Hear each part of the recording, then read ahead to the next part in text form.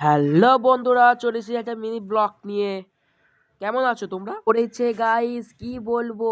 আজকে হচ্ছে মকর সংক্রান্তি, আগের দিন আমাদের পৌষ পার্বণ পালন করা হয়, তাই আমরা এই দিনটাকে খুব পালন করে। এটা হচ্ছে আমাদের বারোয়ারি মন্দির, মা লক্ষ্মী ঠাকুর বাবা পৌষ পার্বণ পালন করছে। দেখো তোমরা কেমন হয়েছে কমেন্টে অবশ্যই বলবে।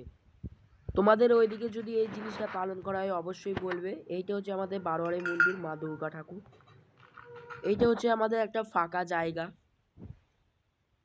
এইখানে এখন ধূপকাঠি জ্বালানো হবে, প্রণাম করা হবে জায়গাতেই।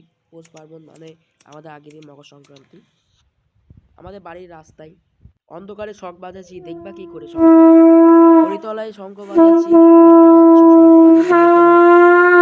আমাদের বাড়ির লক্ষ্মী ঠাকুর এটা। আর এই যে হচ্ছে আমাদের ধানের বস্তা সামনে দেওয়া হচ্ছে।